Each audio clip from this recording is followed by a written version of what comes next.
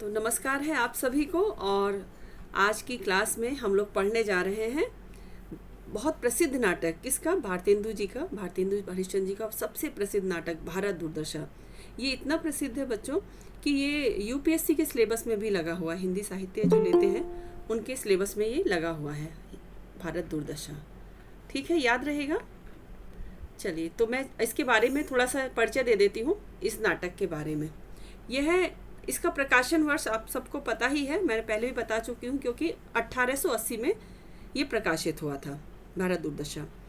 और इसकी शैली क्या है? तो ये एक नाट्य रासक है। ये महत्वपूर्ण है, शैली पूछी जाती है भारतेंदु जी के नाटकों की। तो वो प्रहसन था कौन सा? अंधेर नगरी। और ये नाट्य रासक है, लिख लेंगे आप लोग, है ना, नाट्य रासक है ये। और इसका प्रकार नाट्य रासक का है और शैली प्रतीकात्मक या व्यंग्यात्मक दोनों हैं, है ना। प्रतीक रूप में इसमें लिए गए हैं बहुत सी चीज़ों को और व्यंग किया गया है। वही व्यंग उन्हीं पे है, कहना चाहिए भारतवासियों पे इन्होंने व्यंग किया है कि भारत भाग्य जो है वो बहुत कोशिश करता है। कहानी इसकी आपको पता भी होगी और आज के इस क्लास के बाद आपको बहुत अच्छे से कहानी भी समझ में आ जाएगी, इसके पात्र भी समझ में आ जाएंगे और इससे संबंधित कोई भी प्रश्न आपका इस क्लास के बाद गलत नहीं होगा। ये मैं अपनी पूरी कोशिश करूँगी। तो ये प्रतीकात्मक व्यंग्यात्मक नाटक है। अंक हैं इसके 6। ये आपको सुविधा रहेगी कि इनके 2 नाटक लगे हुए हैं और दोनों में ही 6 अंक हैं। क्लियर? अब इसके पात्रों पे बात कर लेते हैं बच्चों। इसमें जो सबसे मेन पात्र है वो है भारत भाग्य, देश का प्रतिनिधित्व करने वाला। ये देश का, हमारे भारत देश का प्रतिनिधित्व इसमें प्रतीक रूप में मैंने बता दिया। तो भारत का भाग्य वो प्रतीक रूप में यहाँ पे चरित्र के रूप में दिखाई दिया है।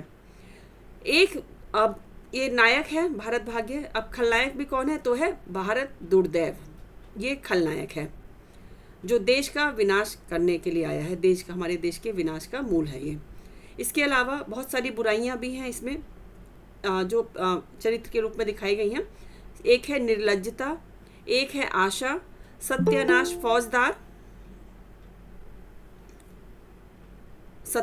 फौजदार है एक बुराई। क्या कहना है, बुराइयां हैं जो मैंने बताया। ये बुराइयां सब किसके रूप में हैं? ये बुराइयां दिखाई गई हैं चरित्र के माध्यम से, है ना। चरित्र के माध्यम से ये बुराइयां दिखाई गई हैं। तो ये हो गया सत्यानाश फौजदार हो गया। रोग है, आलस्य है, मदिरा है, अंधकार है, सभापति हैं। सभापति मतलब दिखाए गए हैं कि भारत दुर्दैव से लड़ने के लिए लोग अपना तैयार करते हैं। बंगाली एक वो दिखाया गया है, एक वो एडिटर दिखाया गया है, कवि दिखाया गया है। एक चरित्र है बेटा डिसलॉयल्टी नाम से भी एक चरित्र इसमें भारतेंदु जी ने दिखाया है। और असहनीय अंग्रेजी व्यवस्था का इसमें चित्रण किया गया। अगर विषय की बात करूं तो जो अंग्रेजी व्यवस्था है, 1880 की बात हो रही है, वो असहनीय है, मतलब भारतीयों के लिए फिर भी कोई आवाज़ नहीं उठा पा रहा है, वो उसका चित्रण उन्होंने किया है। भारत की सभ्यता का चित्रण किया है। देश मतलब भारत की दुर्दशा का चित्रण इसमें किया गया है, नाम ही भारत दुर्दशा है। अतीत गौरव के साथ वर्तमान समय का इसमें अधःपतन दिखाया गया है और देशव्यापी समस्त समस्याओं पर इसमें प्रकाश डाला गया है। वही मदिरा, आलस्य, बीमारी, ये सारी चीज़ें यहाँ पे दिखाई गई हैं। और राष्ट्रीय चेतना का स्वर इसमें मुखरित किया गया है। भारत जो है स्वयं तो मर जाता है, यहाँ पे दिखाते हैं, मतलब मूर्छित अवस्था में दिखाते हैं और भारत भाग्य उसको जगाने की कोशिश करते हुए लास्ट में दिखाते हैं। चलिए अब आ जाते हैं, थोड़ा सा मैं ये आपको मूल पुस्तक दिखा रही हूँ। ये है बच्चों, आप देख पा रहे होंगे, ये है भारत दुर्दशा। ये भारतेंदु हरिश्चंद्र जी का चित्र है, गोरखपुर से प्रकाशित हुई थी ये। लक्ष्मी सागर वार्ष्णेय जी ने इस पुस्तक को, जो पीडीएफ हमारे पास उपलब्ध है, इसके संपादक हैं लक्ष्मी सागर वार्ष्णेय, हिंदी विभाग, यूनिवर्सिटी इलाहाबाद के थे। चलिए,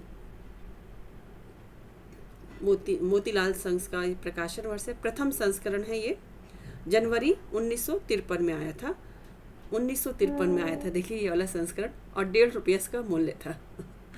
चलिए, ये इस पुस्तक में आपके पास पीडीएफ मैंने भेज दिया है, जो बच्चे ग्रुप में हैं, व्हाट्सएप ग्रुप में, उनको मैंने भेज दिया है। भूमिका है, भारतवर्ष में नाट्य कला का कब से शुरुआत हुई, क्या क्या रूप है वो दिखाया गया है। हिंदी नाट्य साहित्य का इतिहास और भारतेंदु जी की नाट्य रचनाएं हैं। भारतेंदु जी की संक्षिप्त जीवनी भी इसमें दी गई है और भारत दुर्दशा की समीक्षा दी गई है। और ये भारत दुर्दशा नाटक है। तो मैं जो महत्वपूर्ण चीज़ें हैं उनको मैं साथ में लेके चलती हूँ। भले ही क्लास थोड़ी सी बड़ी होगी, लेकिन आप लोग इसको पढ़ने के, इस क्लास को देखने के बाद इस टॉपिक से एकदम इतने ज़्यादा आप इससे परिचित हो जाओगे कि आपसे कभी गलती नहीं होगी। ये भूमिका थोड़ा सा ये भूमिका बच्चों इन्होंने लिखी है, जो संपादक है उनकी है। तो इस पे ये प्रकाश डाला है कि भारत में जो नाट्य का रूप क्या था पहले, जब अब नाटक का जो रूप क्या था वो कब से विकसित हुआ और भारतीय हिंदू युग में किस युग उससे जाना गया। देखिए, जिस प्रकार एक व्यक्ति के जीवन में मनोरंजन का महत्वपूर्ण स्थान माना जाता है, उसी प्रकार प्रत्येक राष्ट्र के पास अपनी राजनीतिक, धार्मिक और सामाजिक परंपराओं के अनुसार मनोरंजन के साधन होते हैं। ठीक है, भारतवर्ष में काव्य के दो भेद माने गए हैं, श्रव्य काव्य और दृश्य का। एक एक पंक्ति महत्वपूर्ण है। ये केवल इस नाटक से संबंधित बल्कि नाटक विधा से और लेखक से भी आप बहुत अच्छी तरह से परिचित हो जाओगे। तो दो रूप होते हैं काव्य के, एक श्रव्य होता है, एक दृश्य। तो नाटक जो है बच्चों दृश्य काव्य में आता है ना, ये दृश्य काव्य में आता है। श्रव्य काव्य केवल सुनकर आनंद उठाया जाता है, दृश्य का आंखों द्वारा। और ये इसमें दृश्य श्रव्य काव्य दोनों समझ लीजिए, क्योंकि सुना भी जाता है और देखा भी जाता है। अब ये है नाटक को बेटा क्या माना जाता है। संस्कृत में दृश्य काव्य को ही रूपक के नाम से जाना जाता है। प्रश्न आता है और आपको आगे भी आएगा तो दिक्कत नहीं जाएगी। रूपकों के भी इन्होंने 10 भेद माने हैं।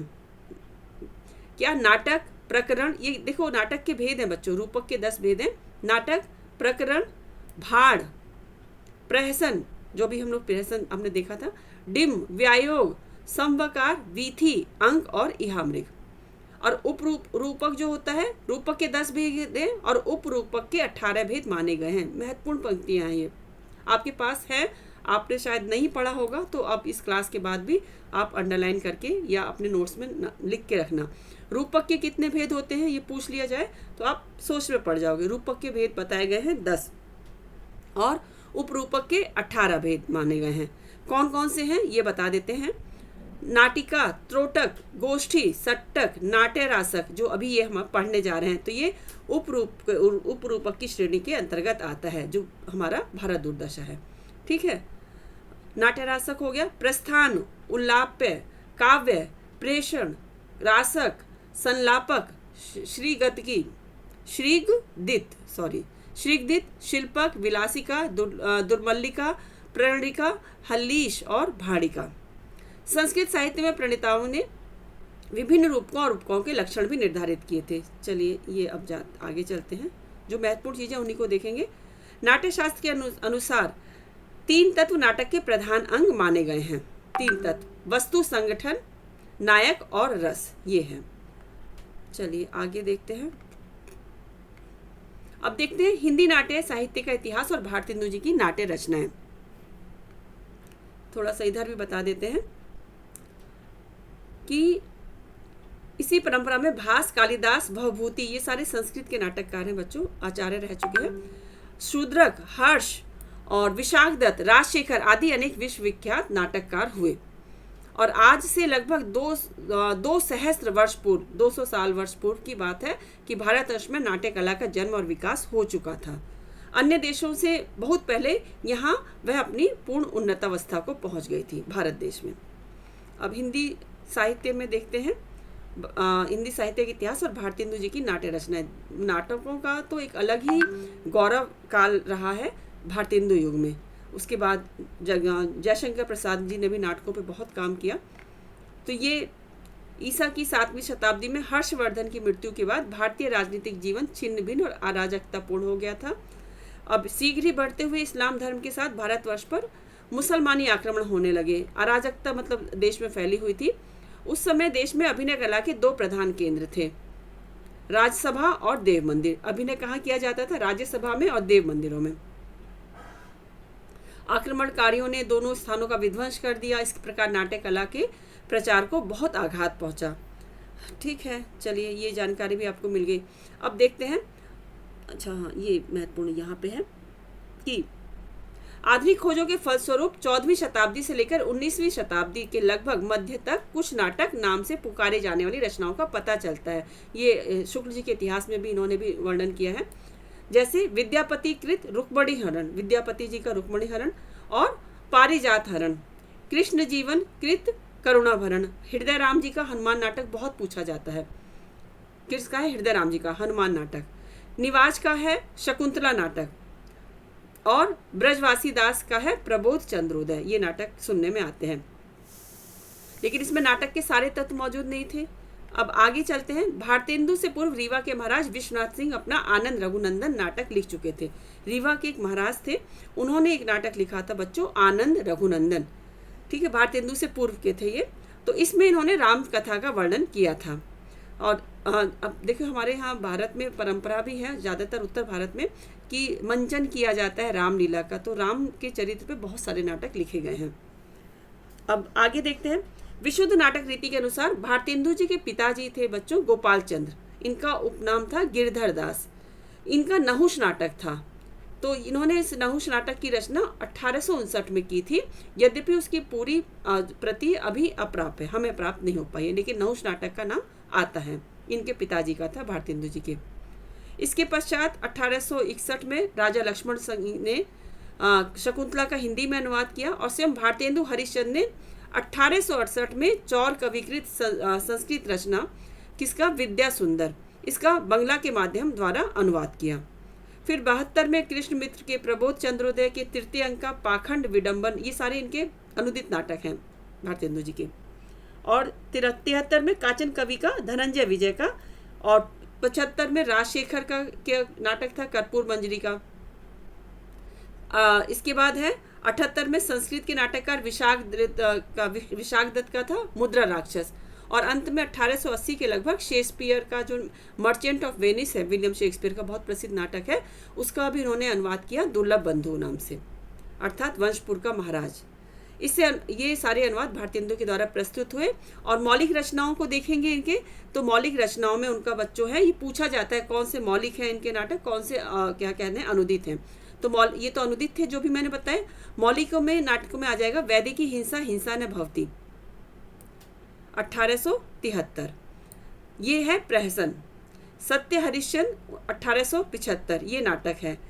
श्री चंद्रावली 1876, ये नाटिका है। विशस्य विषमौषधम 1876, ये भाड़ है, पूछा जाता है विशस्य विषमौषधम का प्रकार क्या है, ये भाड़ है। भारत जननी 1877, ये नाट्य गीत है। भारत दुर्दशा 1880, बृजरत्न दास के अनुसार ये नाट्य रासक है। इन्होंने इसका समय बताया है 1876, नाट्य रासक है ये। चलिए नील देवी, लेकिन इसका 1880 ही माना जाता है, याद रखना। नील देवी 1881, ये गीति रूपक है। और अंधेर नगरी 1881 में आया, ये प्रहसन है। प्रेम जोगनी 1875 में, ये अपूर्ण है। ये भी पूछा जाता है इनका कौन सा नाटक अपूर्ण है, तो प्रेम जोगनी। नाटिका और ये इसका वो है, प्रेम जोगनी का प्रकार है नाटिका। इसके अलावा देखेंगे सती प्रताप 1883, ये भी अपूर्ण है। गीति रूपक की, ये क्या है, गीति रूपक है। दो नाटक इनके अपूर्ण हैं, कौन कौन सा, प्रेम जोगनी और सती प्रताप। तो इसके बाद अपने संस्कृत और अंग्रेजी नाट्य शास्त्र के अध्ययन के आधार पर इन्होंने हिंदी के नाट्य शास्त्र नाटक 1883 का निर्माण किया। एक पुस्तक है बच्चों इनकी, नाट्य शास्त्र नाम से, बहुत प्रसिद्ध पुस्तक है, इसका इन्होंने निर्माण किया। इस प्रबंध में उन्होंने नाट्य शास्त्र का देशकाल और अवस्था के अनुसार परिवर्तित दशा के प्रकाश में अध्ययन कर प्राचीन और नवीन का समन्वय उपस्थित किया। नाट्य शास्त्र नाम से, नाट्य शास्त्र का नाम लेते ही भरत मुनि जी की भी याद आ जाती है। चलिए, और अपने संस्कृत, ये जो इनका नाट्य शास्त्र पे ये नाटक नाम से एक पुस्तक लिखी, पुस्तक का नाम ही नाटक है। कब, 1883 में, नोट कर लेंगे आप लोग। तो अब आगे देखते हैं। इस प्रकार भारतेंदु ने सामाजिक और राजनैतिक और पौराणिक और प्रेम तत्व पर आधारित नाटक, ये इनके नाटक के विषय हैं। सामाजिक हैं, राजनीतिक हैं, पौराणिक है और प्रेम तत्व पर आधारित हैं। ये तीन भाग तीन उद्गमों के समान है, जिनसे विभिन्न नाटकीय धाराएं प्रवाहित हुई। बहुत सारी इससे लोगों को इससे प्रेरणा मिली और फिर उसके बाद नाटकों का एक सिलसिला ही शुरू हो गया था। आगे चलकर श्रीनिवास दास ने रणधीर और प्रेम मोहिनी 78 में आया। रणधीर और प्रेम मोहिनी बच्चों याद रखना, ये पहला दुखांत नाटक भी माना जाता है श्रीनिवास दास जी का। तप्ता समरण 1883 और संयोगिता स्वयंवर 1885। राधा कृष्ण दास जी का है दुखनी बाला, पद्मावती, धर्मालाप, महाराणा प्रताप। बहुत सारे उस भारतेंदु युग मंडल के जितने भी लेखक कवि थे, सब ने नाटकों की मतलब रचना की थी। बहुत सारे, उनमें ज़्यादातर लोगों ने करी थी। चलिए अब जो महत्वपूर्ण चीज़ें हैं, हाँ अब ये आ जाते हैं, थोड़ा सा मैं इनकी जीवनी संक्षिप्त रूप में बता देती हूँ। इनका जन्म हुआ था बच्चों 1850 में। 1850 में इनका जन्म हुआ था। प्रसिद्ध सेठ अमीचंद के वंशज थे और उनके पिता बाबू गोपाल राय, जिनका उपनाम था गिरधर दास, हिंदी के अच्छे कवि थे और अपने समय के प्रगतिशील व्यक्तियों में से थे। जब ये 5 वर्ष के थे तब उनकी माता पार्वती देवी का, और जब वे 10 वर्ष के हुए तब इनके पिता का देहांत हो गया। भारतेंदु जी बहुत कम आयु लेकर आए थे बच्चों, केवल 35 वर्ष तक जीवित रहे। और देखिए बचपन से ही कितने दुख तकलीफ, मतलब आर्थिक रूप से संपन्न घर में पैदा हुए थे, किंतु 5 साल की उम्र में माँ का साया उठ जाना अपने आप में सबसे बड़ा कहना चाहिए दुख है। और उसके बाद 10 वर्ष के हुए तो पिताजी का साया भी इनके सर से उठ गया। तो पिता की असामयिक मृत्यु के हो जाने के कारण उनकी शिक्षा का समुचित प्रबंध न हो सका। यद्यपि वे 3-4 वर्ष तक बनारस के क्वींस कॉलेज में बराबर पढ़ने जाते थे, किंतु उन्होंने जो कुछ ज्ञान प्राप्त किया वह स्वाध्याय द्वारा। तो ये सबसे बड़ी जो विद्या होती है बच्चों, स्वयं के द्वारा अध्ययन करने से जो मिलती है।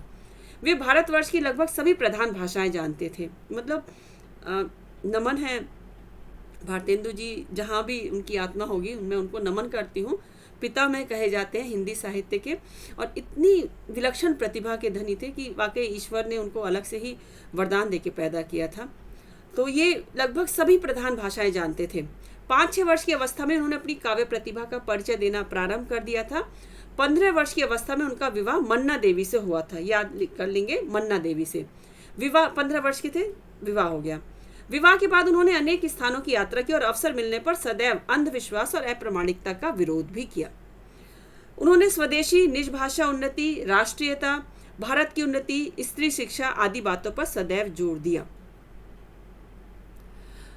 6 जनवरी 1885 को 34 वर्ष 4 महीने की अवस्था में उनका देहांत हो गया। मात्र 6 जनवरी 1885 को, 1850 में पैदा हुए और जनवरी 85 का एक मतलब 6 दिन ही तो लिए, 85 से 84 मान सकते हैं। 85 में जनवरी लगी ही थी, तो 6 जनवरी को इनका निधन हुआ। इनके 2 पुत्र और 1 पुत्री हुई थी, किंतु पुत्रों का बाल्यावस्था में ही देहांत हो गया। उनकी पुत्री विद्यावती एक विदुषी महिला थी।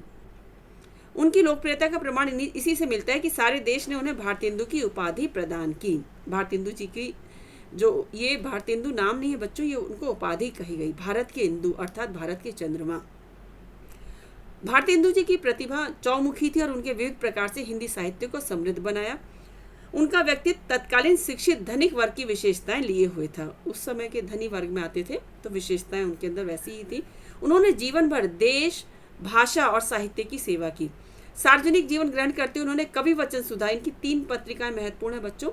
कवि वचन सुधा, इसका नाम याद नोट कर लीजिए, नाम इसका और ईयर भी। कवि वचन सुधा का समय है 1868। हरिश्चंद्र मैगजीन 1873। एक मिनट बच्चों, तो इन्होंने बच्चों 3 पत्रिकाएं निकाली थी, तीनों का समय नोट कर लीजिए, पूछी जाती हैं। तो सबसे पहले कवि वचन सुधा का नाम आता है, इसका समय था 1868, है ना। बाद में भी वीडियो को देख के आप नोट कर लेंगे नोट्स में। 1868 में कवि वचन सुधा आई। इसके बाद हरिश्चंद्र मैगजीन नाम से पत्रिका आई जो 1873 में आई, 68 के बाद 73 में। और एक और थी, इसमें नहीं दिया है पीडीएफ में, मैं आपको बता देती हूँ। बाला बोधनी एक पत्रिका इन्होंने निकाली थी जो महिलाओं के लिए थी। उस समय महिलाओं के लिए एक मतलब कि अलग से एक पत्रिका निकालना भारतेंदु जी की सोच हो सकती थी। तो ये बाला बोधनी, कवि वचन सुधा और हरिश्चंद्र मैगजीन। हरिश्चंद्र मैगजीन का ही आगे नाम चलकर हरिश्चंद्र चंद्रिका नाम पड़ गया था। इन पत्रों का उन्होंने संपादन किया। भारतीय इतिहास के संधि काल में आविर्भाव होने से उन्होंने नवीन और प्राचीन पाश्चात्य और भारतीय बातों का सुंदर समन्वय उपस्थित कर भावी उन्नति के मार्ग का सृजन किया। इन्हीं के काल को पुनर्जागरण काल भी कहा जाता है ना। अंग्रेजी राज्य की स्थापना के फलस्वरूप जो, हाँ बेटा, बाला बोधनी का मतलब कितना है सन? ये मैं एकदम कंफर्म नहीं हूँ, इसके बाद ही आई थी, लास्ट की है वो पत्रिका, 80 का मुझे ऐसा लग रहा है। एक बार मैं अब कंप्लीट करके बताती हूँ, रुको एक बार। बाला बोधनी का क्योंकि जी इसमें मैम। जिक्र ही नहीं दिया है, लेकिन वो बहुत प्रसिद्ध पत्रिका इनकी रही है बाला बोधनी। महिलाओं के लिए ही लिखी जाती थी वो। अब जो हम देखते हैं ना जी मैम। कि अब विशेषांक निकाले जा रहे हैं, उसी समय उन्होंने निकाल दी थी महिलाओं के लिए। बाला बोधिनी पत्रिका, इसका क्लियर समय नहीं समझ में आ रहा है, रुको मैं आपको मैसेज करती हूँ।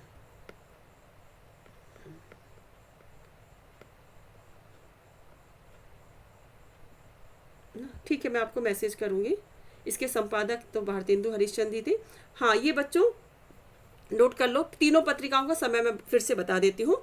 सबसे पहले आ जाएगी कवि वचन सुधा, पहली पत्रिका थी कवि वचन सुधा 1868, ठीक है। इसके बाद हरिश्चंद्र मैगजीन 1873, और इसके बाद मैं बता रही थी इसके बाद है, तो इसका जो है समय है 1874। ये तीनों काशी से ही काशी में रहते थे, तो काशी से ही ये प्रकाशित होती थी। इसमें स्त्री शिक्षा के उद्देश्य से इस पत्रिका को निकाला था, और पहली स्त्री पत्रिका ये मानी जाती है। ठीक है, नोट कर लिया आपने? जी मैम। मासिक पत्रिका थी ये। जी मैम। हाँ, ठीक है। जी मैम। तो हम देखते हैं ये उस समय इनका जो समय था, नए और पुराने की संधि काल पे खड़े थे, और इसका नवोत्थान का प्रथम चरण माना जाता है, भारतीय नवोत्थान का। तो एक बार इन्होंने अतीत से भी प्रेरणा ली और भविष्य पे इन्होंने दृष्टि टिकाए रखी। और प्रेम घन इनके जो साथ में थे, जो भारतेंदु मंडल के जो अन्य कवि थे, प्रेम घन थे, बालकृष्ण भट्ट थे, तोताराम वर्मा, प्रताप नारायण मिश्र, श्रीनिवास दास, बालकृष्ण भट्ट, और सॉरी इनका तो मैं नाम ले दूं, इत्यादि लोगों ने भारतेंदु के नेतृत्व में तत्कालीन जीवन के हीन और उज्जवल दोनों पक्षों के बारे में लिखा, और मंगल में भविष्य की अवतारणा उन्होंने वहाँ प्रतिष्ठापित की, कह ना सकते हैं। ठीक है, ये भारतेंदु मंडल के बहुत प्रसिद्ध कवि रहे थे ये सारे। इनका सबका योगदान था, वो मंडल ही अलग था, वो समय ही अलग था। चलिए अब आ जाते हैं नाटक पे, हमारा जो लगा हुआ है। अच्छा, भारतेंदु नाटक ने हरिश्चंद्र नाटक नामक निबंध में नाटक के काव्य, मिश्र, शुद्ध, कौतुक और भ्रष्ट, ये 3 भेद किए हैं। जो इनका नाटक में इनके वो बता रही थी रचना, इसमें ये निबंध रूप में है। इसमें नाटक के 3 भेद किए हैं, एक तो काव्य मिश्र, एक है शुद्ध कौतुक, और एक है भ्रष्ट। तो शुद्ध कौतुक के अंतर्गत कठपुतली आ जाता है, बाजीगरी आ जाता है, मतलब कौतूहल जिसमें रहता है, खेल। भ्रष्ट के अंतर्गत आ जाता है इंद्र सभा, जिससे सुंदरियों का नाच है, रास यात्रा, लीला, पारसी कंपनियों के नाटक आदि माने जाते हैं। और काव्य मिश्र के अंतर्गत उन्होंने 2 भेद किए, नवीन और प्राचीन। इस फिर प्राचीन के अंतर्गत भारतीय नाट्य शास्त्र के अनुसार नाटक के रूपक और उपरूपक की गणना की। नवीन के भेद में उन्होंने इस प्रकार से कहा है कि आजकल ये इन्हीं का कथन है बच्चों, भारतेंदु जी का, कि आजकल यूरोप के नाटकों की छाया पर जो नाटक लिखे जाते हैं, और जो एक देश में जिस चाल से बहुत से नाटक बन भी रहे हैं, वह सब नवीन भेद में परिणित हैं। ये सब नवीन के उसमें श्रेणी में आते हैं। मतलब प्राचीन में तो जो हो गए, जो भारतीय काव्य शास्त्र के ऊपर नाट्य शास्त्र को लेकर लिखे गए थे वो नाटक। नवीन में इस प्रकार के हैं। प्राचीन की अपेक्षा नवीन की परम मुख्यता बार दृश्यों को बदलने में है, और इसी हेतु एक एक अंक में अनेक अनेक गर्भांकों की कल्पना की जाती है। नए नाटकों की विशेषता की कि बहुत सारे अंक उसमें रहते थे, बहुत सारे दृश्य रहते थे, क्योंकि इस समय में नाटकों के लेखकों के साथ विविध दृश्यों का दिखलाना भी आवश्यक समझा गया है। ये नवीन नाटक मुख्य 2 भेदों में बटे हैं, एक नाटक, दूसरा गीति रूपक। जिनमें कथा भाग विशेष और गीति न्यून हो वह नाटक, और जिसमें गीति विशेष हो वह गीति रूपक है। ठीक है, जिसमें नाटक ज़्यादा हो, कथन ज़्यादा हो, वो गीति नाटक, और जिसमें कहना चाहिए कि वो हो गीति ही विशेष हो, वो गीति रूपक। ये दोनों कथाओं के स्वभाव से 2 प्रकार हो जाते हैं, किंतु उनके मुख्य भेद इतने किए जा सकते हैं कि संयोगात प्राचीन नाटकों की भांति की कथा संयोग पर आधारित हो। एक तो संयोग और एक वियोग वाले, जिसका अंत में नायक या नायिका की मृत्यु हो जाती है। और मैं आपको ये पहले भी बता चुकी हूँ कि हिंदी का पहला दुखांत नाटक है रणधीर प्रेम मोहिनी। ये भी प्रश्न में आता है, तो आपको ये पता होना चाहिए। चलिए अब मैं थोड़ा और अलग आगे चलती हूँ, मेन चीज़ों पे आते हैं। ये बताया गया है, नाट्य रासक की अन्य परिभाषाओं को अध्ययन करने और उनकी तुलना भारतेंदु द्वारा जो इन्होंने जो परिभाषा दी है, देखो ये भारतेंदु जी ने क्या नाटक की परिभाषा दी है। इसमें 1 अंक, नाट्य उद्दात नाटिका, नायिका, वासक सज्जा, पीठ मर्द, उपनायक और अनेक प्रकार के गान नृत्य होते हैं। उपरूपक ने इसकी परिभाषा दी है, जो उनका निबंध है नाटक नाम का, उसमें। चलिए आपको जो जो समझ में आएगा वो चीज़ें मैं बताती हूँ जो महत्वपूर्ण हैं। अभी भारत दुर्दशा के बारे में बताते हैं कि ये एक मिश्र रचना है, अर्थात उसमें नवीन और प्राचीन का मिश्रण है। कथा भाग की दृष्टि से पूर्ण नवीनता है क्योंकि उसका उद्देश्य देश वत्सलतापूर्ण और समाज संस्कारक है। हास्य अथवा श्रृंगार रस की प्रधानता के स्थान पर उसमें वीर और करुण रस की प्रधानता है। इसमें 6 अंक हैं। यह बात भी प्राचीन शास्त्रीय नियम के विरुद्ध है। प्राचीन में इतने अंक नहीं होते थे, नवीन में होते थे। तो स्वयं भारतेंदु ने अपनी द्वि परिभाषा में एक ही अंक माना है। उन्होंने जो नाटक की परिभाषा दी है प्राचीन में, उसमें 1 अंक माना है। नाटकीय रचना में आधुनिक दृश्य योजना कथानक वैचित्र की दृष्टि से रखी जाती है और उसका द्वारा कथाश के विविध सूत्र 1 अंक के अंतर्गत संगठित किए जाते हैं। भारत दुर्दशा में यह नहीं दिखाई देते। चलिए अब आपको, क्योंकि इतना डिटेल में नहीं, आपको नेट के पेपर से उसकी तैयारी करनी है। ये मास्टर्स के जो बच्चे, एमए के जो बच्चे और उनमें जो लगा है, उनके लिए पीडीएफ बहुत महत्वपूर्ण है। आप इसको संभाल के रखिएगा। तो अब ये 6 जो इसके अंक हैं उनकी चर्चा कर लेते हैं। पहले अंक में है योगी का लावनी गाना। भारत के प्राचीन गौरव, पारस्परिक फूट और कलह के फलस्वरूप यवनों के भारत आगमन और भारत में अंग्रेजी राज्य की स्थापना और आर्थिक शोषण तथा दुरावस्था का वर्णन है। दूसरे अंक में दिखाया गया है दीनहीन भारत अपनी दुख गाथा सुनाते सुनाते मूर्छित हो जाता है। आशा निर्लजता के साथ भारत को उठाकर ले जाती है। तीसरा अंक है भारत दुर्देव, सत्यानाश, फूट, संतोष, डाह, लोभ, भय, उपेक्षा, स्वार्थपरता, दुर्भिक्ष, अतिवृष्टि, अनावृष्टि आदि की सहायता से भारत के धन, बल और विद्या तीनों को नष्ट करता है भारत दुर्दैव।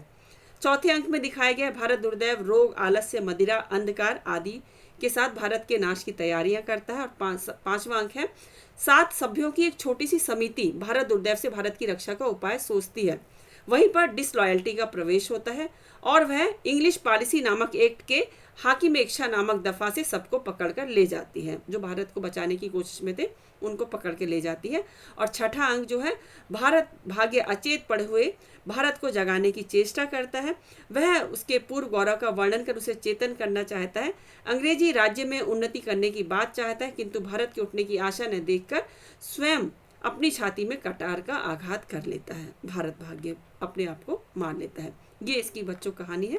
चलिए अब मैं सीधे नाटक पे आ जाती हूँ। बहुत अच्छे अच्छे गीत भी हैं इसमें। नाट्य रूपक इसका प्रकार है। ये आ जाता है नाटक। तो चलिए अब 27 मिनट मैंने पूरा परिचय नाटक के बारे में और भारतेंदु जी के बारे में दिया। अब आ जाते हैं प्रमुख इसके जो नाटक है उस पे आ जाते हैं। भारत दुर्दशा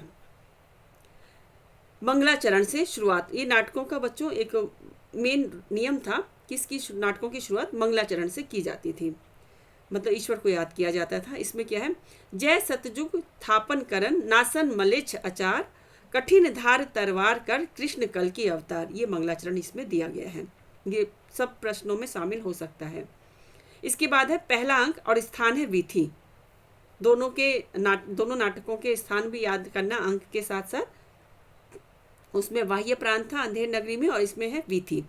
एक योगी गाता है, एक योगी गाते हुए आता है और वो क्या गा रहा है बच्चों, लावनी। ये प्रश्न पूछा जा चुका है, क्या गा रहा है ये लावनी। ये बहुत प्रसिद्ध पंक्तियां हैं। रोवहु सब मिलके आवहु भारत भाई, हा हा भारत दुर्दशा न देखी जाई। सबके पहले जेही ईश्वर धन बल दीनो, सबके पहले जेही सभ्य विधाता कीनो, सबके पहले जो रूप रंग रस भीनो, सबके पहले विद्या फल जिन गही लीनो। अब सबके पीछे सोई परत लखाई, हा हा भारत दुर्दशा न देखी जाई। हा हा का मतलब है हाय हाय। जहाँ भय शाक्य हरिचंद्रु नहुष ययाति, जहाँ राम युधिष्ठिर वासुदेव सरयाति, जहाँ भीम करण अर्जुन की छटा दिखाती, तह रही मूढ़ता कलह अविद्या राती। अब उस धरती पे क्या है, मूढ़ता है, कलह होती है और अविद्या। अब जहाँ देखूं तह दुखही दुख दिखाई, हा हा भारत दुर्दशा न देखी जाई। लरी वैदिक जैन डुबाई पुस्तक सारी, करी कलह बुलाई जवन सैन पुनि भारी। तीन नासी बुद्धि बल विद्या धन बहु बारी, छाई अब आलस कुमति कलह अंधियारी। भय अधपंगु सब दीनहीन बिखलाई, हा हा भारत दुर्दशा न देखी जाई। ये मैं पूरा गीत इसलिए पढ़ रही हूँ क्योंकि ये जो शीर्षक का ही गीत है बच्चों और बहुत महत्वपूर्ण है। इसकी पंक्तियाँ कहीं भी आ सकती हैं, इनका अर्थ भी पूछा जा सकता है। ये वाला तो आपने पढ़ा ही होगा, बार बार जिक्र आया होगा साहित्य में कि अंग्रेज राज सुख साज सजय सब भारी, पैधन विदेश चली जात यह अति ख्वारी। भारतेंदु जी की पंक्तियां हैं। इन्होंने अंग्रेज राज की प्रशंसा भी की है कि यहाँ पे सुख साथ सब बहुत सब चीज़ है, लेकिन हमारा जो धन है वो विदेश चला जा रहा है। ये बहुत बड़ी दुख की बात है। ताहू पे महंगी काल रोग विस्तारी, दिन दिन दूने दुख ईस देत हा हारी। सबके ऊपर टिक्कस की आफत आई, जो टैक्स लगाया था ना अंग्रेजों ने, उसका जिक्र यहाँ भी किया है कि सबके ऊपर टिक्कस की आफत आई, हा हा भारत दुर्दशा न देखी जाई। पट्टोतोलन, यहाँ पे यवनिका गिरती है की जगह लिख गया है पट्टोतोलन, मतलब पट गिरा दिया जाता है। दूसरा अंक, तो पहले अंक में कोई भी डायलॉग नहीं है, केवल एक योगी के द्वारा लावनी गाते हुए दिखाया गया है, वही लावनी जो इसका टाइटल सॉन्ग कह सकते हो, हा हा भारत दुर्दशा ना देखी जाए। अब है दूसरा अंक, इसमें इसका स्थान नोट कर लेंगे। शमशान, टूटे फूटे मंदिर दिखाए गए हैं। शमशान जो है अंधेर नगरी में भी आया है, लेकिन वो छठे अंक में आया है और इसमें दूसरे अंक में है। अब कौन कौन है यहाँ देखो चित्र में दिखाया है कि कौवा, कुत्ता, सियार घूमते हुए अस्थि इधर उधर पड़ी हैं, दृश्य में दिखाया गया है। भारत का प्रवेश होता है। भारत इसमें एक नायक है, चरित्र है और हमारे भारत देश को ही रिप्रेजेंट कर रहा है। हाँ, यह वही भूमि है जहाँ साक्षात भगवान श्री कृष्ण के दूतत्व करने पर भी वीरोत्तम दुर्योधन ने कहा था, सुचग्र नैव दस्यामी विना युद्धेन केशव, श्री कृष्ण ने कहा था। और आज हम उसी भूमि को देखते हैं कि शमशान हो रही है। अरे यहाँ की योग्यता, विद्या, सभ्यता, उद्योग, उदारता, धन, बल, मान, दृढ़ चित्तता, सत्य सब कहाँ गए? अरे पामर जयचंद, तेरे उत्पन्न हुए बिना मेरा क्या डूब जाता। जयचंद का नाम बच्चों एक अब विशेषण और मतलब संज्ञा से अब विशेषण बन चुका है। किस लिए लिया जाता है? एक मिनट रुको। हाँ, तो भारत क्या कह रहा है बच्चों कि अरे पामर जयचंद, अगर तू उत्पन्न नहीं होता तो मेरा क्या डूबा जाता था। जयचंद जैसे लोगों ने तो अपनों को डुबाने का काम किया है ना। हाँ है, अब मुझे कोई शरण देने वाला नहीं। रोता है, भारत रो रहा है।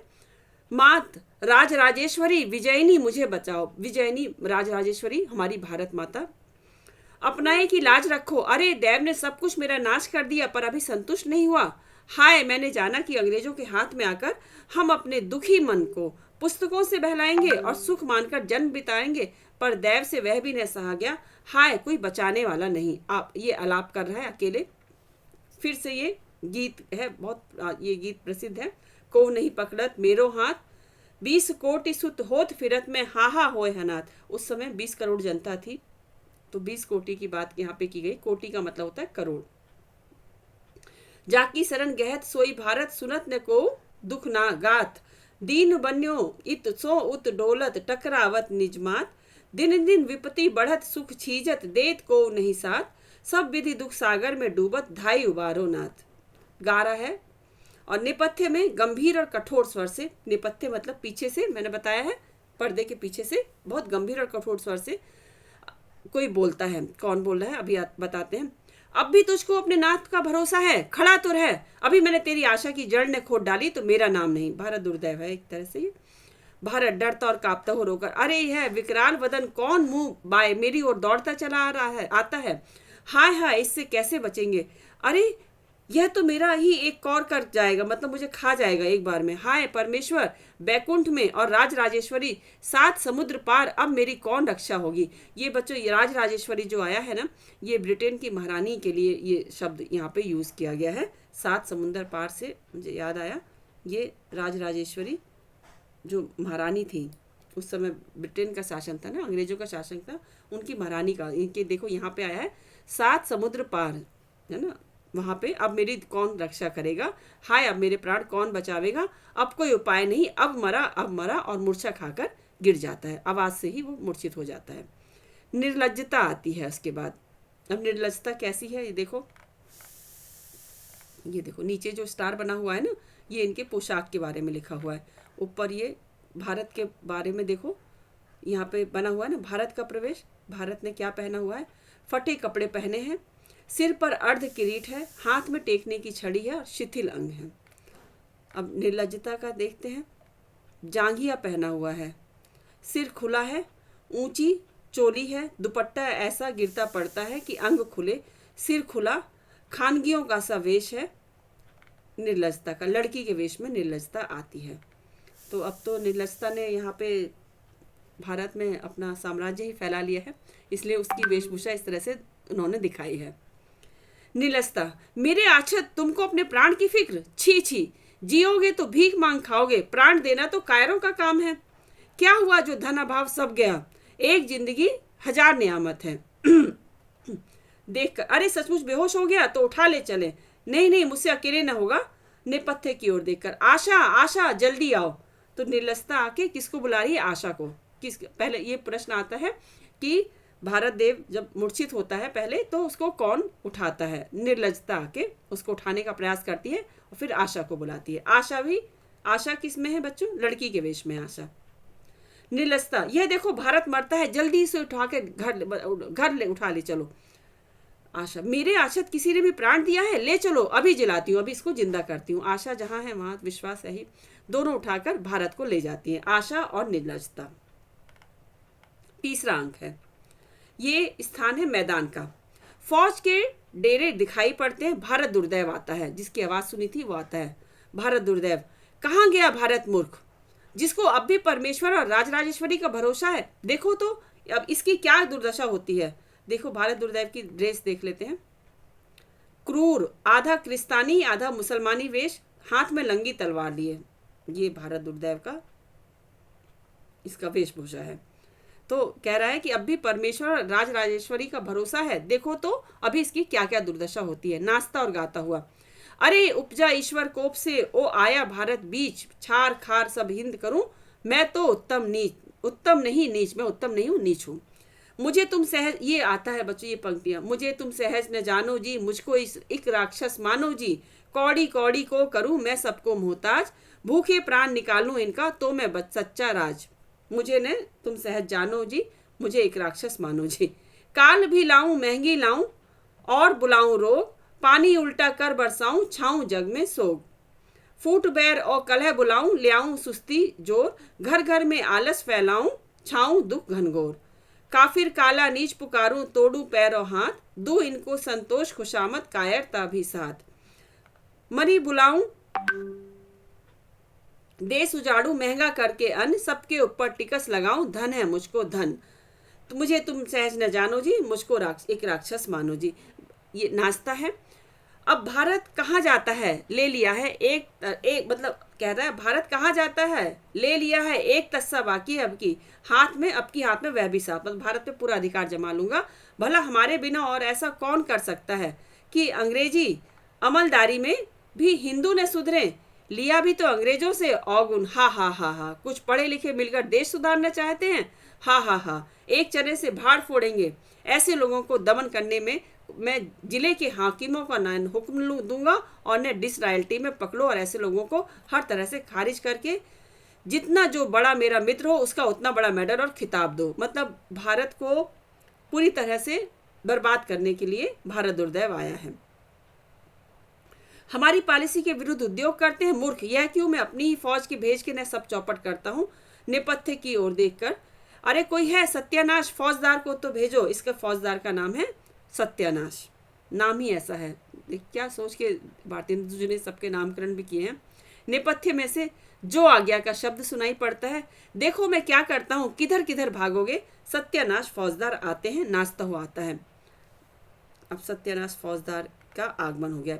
बच्चों आप लोगों को ऐसा लग रहा होगा कि पूरी पंक्तियाँ क्यों मैं मतलब गा के भी बता रही हूँ, वो इसलिए बच्चों की बहुत लोग ना केवल शॉर्टकट में पढ़ा के सिलेबस कंप्लीट कर लेते हैं, लेकिन मैं ऐसा मेरा सोचना है कि पूरी बुक को अगर मैं अच्छे से आपको बता दूं तो आपको फिर कहीं और भटकना नहीं पड़ेगा और जो हो पाएगा वो करने जाएगा। जो बहुत बड़ी पुस्तक है उनका तो संभव नहीं है, लेकिन इसमें क्योंकि 6 ही अंक हैं और छोटे छोटे अंक हैं तो मैं इसलिए पूरा इसको पढ़ के सुना रही हूँ। एक बार आप लोग इसको पूरी क्लास को चाहे 2 बार में देखो, 2 पार्ट में, चाहे एक साथ देखो, तो आप ही के लिए ये काम आएगी, क्योंकि ये बहुत महत्वपूर्ण, दोनों नाटक बहुत महत्वपूर्ण हैं। अभी जी नाचता हुआ आता है सत्यानाश फौजदार। हमारा नाम है सत्यानाश, मतलब हर पात्र जो आ रहा है अपना परिचय गाकर दे रहा है, याद रखना।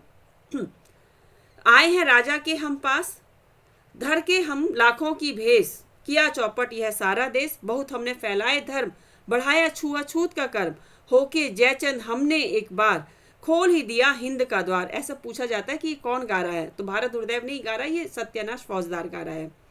हलाकू चंगेजो तैमूर हमारे अदना अदना सूर, दुरानी अहमद नादिर शाह फौज के मेरे तुच्छ सिपाह हैं हमने तीनों कल बल छल। तीनों चीजें हैं इनके अंदर, इसी से कुछ नहीं सकती बल, पिलावेंगे हम खूब शराब करेंगे हम आज खराब।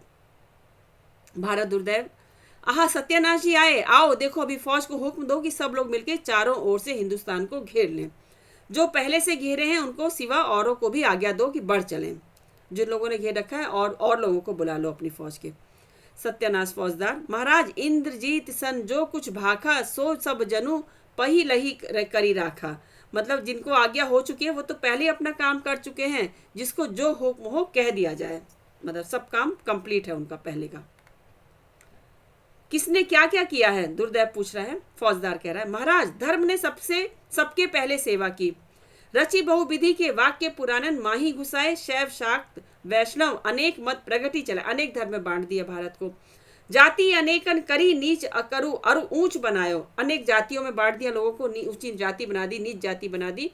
खान पान सबन सबन को बरेज छुड़ायो, जन्म पत्र विधि मिले ब्याह नहीं होने दे। तब अब जब बिना जन्म पत्र मिले ब्याह नहीं होने देते। बालकपन में ब्याही प्रीति बल नाश कियो सब, करी कुलीन के बहुत ब्याह बल बीरज मार्यो। विधवा ब्याह निषेध कियो व्याभिचार प्रचारो, विधवा विवाह निषेध कर दिया, व्याभिचार का प्रचार कर दिया उसने। रोकी बिलायत गमन कूप मंडूक बनायो, औरन को संसर्ग छुड़ाई प्रचार घटायो। बहुदेवी देवता भूत प्रेतादि पुजाई, ईश्वर सो सब विमुख किए हिंदू घबराई। ये सारे काम इनके धर्म ने पहले से ही कर दिए भारत में। ऐसा लग रहा है आज की परिस्थिति में भी बिल्कुल सटीक है ये नाट्य रासक। भारत दुर्दैव, आ हा हा, शाबाश शाबाश। हाँ, और भी कुछ धर्म ने किया। हाँ महाराज, क्या किया है देखो। आपस 16 छूत रची, भोजन प्रीति छुड़ाए, किए 3 13 सबे चौका चौका लाए। पूरे 3 13 करके रख दिए धर्म ने। बहुत बड़ा काम किया है ना। सबका अलग अलग चूल्हा कर दिया, भोजन प्रीति सब छुड़ा दी है, 3 13 बांट के रख दिए हैं। और भी कुछ, हाँ, और क्या किया है धर्म ने। रचिके मत वेदांत को सबको ब्रह्म बनाए, हिंदुन पुरुषोत्तम कियो तोरी हाथ अरुपाए। हाथ पांव तोड़ के रख दिए। महाराज वेदांत ने बड़ा ही उपकार किया है, सब हिंदू ब्रह्मा हो गए हैं। किसी को इति कर्तव्यता बाकी ही नहीं रही। ज्ञानी बनकर ईश्वर से विमुख हुए, रुक्ष हुए, अभिमानी हुए और इसी से स्नेह शून्य हो गए। जब स्नेह ही नहीं तब देशोद्धार का प्रयत्न कहा, बस जय शंकर की। क्या व्यंग मार रहे हैं देखिए। अच्छा, और किसने क्या किया। सत्यानाश फौजदार कहते हैं, महाराज फिर संतोष ने भी बड़ा काम किया। राजा प्रजा सबको अपना चेला बना लिया। अब हिंदुओं को खाने मात्र से काम, देश से कुछ काम नहीं। राज ने रहा, पेंशन नहीं सही। क्या देखो, क्या कटु व्यंग है। अब हिंदुओं को खाने मात्र से काम नहीं, देश से कुछ काम नहीं, केवल खाने मात्र अपने खाने पीने की फिक्र है, देश से कोई मतलब नहीं। राज ने रहा, पेंशन ही सही। रोजगार ने रहा, सूद ही सही, वह भी नहीं तो घर ही का सही। संतोष परम सुखम, रोटी ही को सराह सराह के खाते हैं, उद्यम की ओर देखते ही नहीं, कुछ काम नाम नहीं करते। निरुद्यमता ने भी संतोष को बड़ी सहायता दी। इन दोनों को बहादुरी का मेडल जरूर मिले। व्यापार को इन्हीं ने मार गिराया। किन दोनों ने व्यापार को मार गिराया और क्या कहना चाहिए, आलसी बना के रख दिया। कोई उद्यम नहीं करते भारत के लोग। तो ये है, एक तो संतोष और एक क्या कहना चाहिए, निरुद्यमता। कोई काम ही नहीं, कुछ काम नहीं करना। इन लोगों को क्या मेडल देने की सिफारिश कर रहे हैं। अच्छा, और किसने क्या किया। फिर महाराज जो धन की सेना बची थी उसको जीतने के भी मैंने बड़े बाके वीर भेजे हैं। अपव्यय, अदालत, फैशन और सिफारिश, इन चारों ने सारी दुश्मन की फौज तितिर बितिर कर दी। अपव्यय ने खूब लूट मचाई। अपव्यय मतलब जरूरत से ज्यादा खर्च करना, इसने खूब लूट मचाई। अदालत ने भी अच्छे हाथ साफ किए। फैशन ने तो बिल और टोटल के इतने गोले मारे कि अटाधार कर दिया। और सिफारिश ने भी खूब ही छकाया। पूरब से पश्चिम और पश्चिम से पूरब तक पीछा करके खूब भगाया। तोहफे, घूस और चंदे के ऐसे बम के गोले चलाए कि बम बोल गई। बाबा की चारों दिशा धूम निकल पड़ी। मोटा भाई बना बनाकर मूंड लिया। एक तो खुद ही यह सब पांड्या के ताऊ, उस पर चुटकी बजी, खुशामद हुई, डर दिखाया गया, बराबरी का झगड़ा उठा। बाएं धाएं गिनी गई, वर्णमाला कट कर आई, बस हाथी के खाए कैद हो गए। धन की सेना ऐसी भागी कि कब्रों में भी न बची, समुद्र के पार ही शरण मिली। धन पूरा भारत से समुद्र पार चला गया है ना, अंग्रेजों के हाथ में चला गया। ये उपाधियों के नाम है, CIE, ये उपाधियां मिली, सलामी मिली, ये अंग्रेजों की तरफ से पूरा बंदोबस्त करके भारत को बर्बाद किया गया। और भला कुछ लोग छिपकर भी दुश्मनों की ओर भेजे थे, मतलब कुछ छिपे हुए दुश्मन भी भेजे थे उनके तरफ। हाँ सुनिए, क्या है बच्चों ये? फूट, डाह, लोभ, भय, उपेक्षा, स्वार्थपरता, पक्षपात, हठ, शोक, अश्रुमार्जन और निर्बलता, इन 1 दर्जन दूती और दूतों को शत्रुओं की फौज में हिला मिलाकर ऐसा पंचामृत बनाया कि सारे शत्रु बिना मारे घटा पर के गरुण हो गए। फिर अंत में भिन्नता चली गई लास्ट में। याद रखना कौन लास्ट में गई है। इसने सबको काई की तरह फाड़ा कि भाषा, धर्म, चाल, व्यवहार, खाना पीना सब एक योजन पर अलग अलग कर दिया। वाकई में है, भारत में हर चीज एक योजन पर बदल जाती है। अब आगे आवे क्या बचा, एक के आवे बचा एक के आ गया। देखे आके ही क्या करते हैं। अब आवे बचा एक, क्या देखे क्या करते हैं। भारत दुर्दैव सॉरी। भला भारत का शस्य नामक फौजदार अभी जीता है कि मर गया? उसका पलटन कैसी है? शस्य श्यामला धरती कही गई भारत की, तो अभी शस्य नामक फौजदार जीता है कि मर गया? अब ये बता रहा है इनका फौजदार, उसका बल तो आपकी अतिवृष्टि और अनावृष्टि नामक फौजों ने बिल्कुल तोड़ लिया। हमारी धरती जो इतनी उपजाऊ थी उसको किसने तोड़ दिया? उसके बल को अति, या तो कभी बहुत ज्यादा बारिश हुई या कभी बहुत ज्यादा सूखा पड़ गया। लाही, कीड़े, टिड्डी और पाला इत्यादि सिपाहियों ने खूब ही सहायता की। बीच में नील ने भी नील बनकर अच्छा लंका दहन किया। वाह वाह, बड़े आनंद की बात सुनाई। तो अच्छा तुम जाओ, कुछ परवाह नहीं, अब ले लिया है, बाकी साकी अभी सपराए डालता हूं। अब भारत कहाँ जाता है? तुम होशियार रहना और रोग, महर्ग, कर, मद्य, आलस और अंधकार को जरा क्रम से मेरे पास भेज दो। जो आ गया, अब उसको कहीं न शरण मिलेगी। धन, बल और विद्या तीनों गई, अब किसके बल कूदेगा? अब यवनिका गिरती है और पट्टोत्तोलन। अब फिर से पर्दा गिर जाता है। कितना समय हो गया? लगभग 47 मिनट हो गए हैं। 2 अंक और बचे हैं, क्या किया जाए?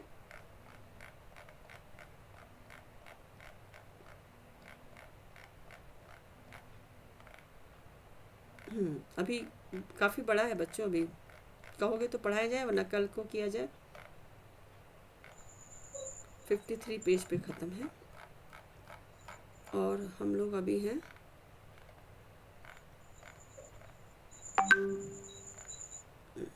अभी हम लोग चौथे अंक पे आए हैं ना। हाँ, तो एक दिन में संभव नहीं हो पाएगा।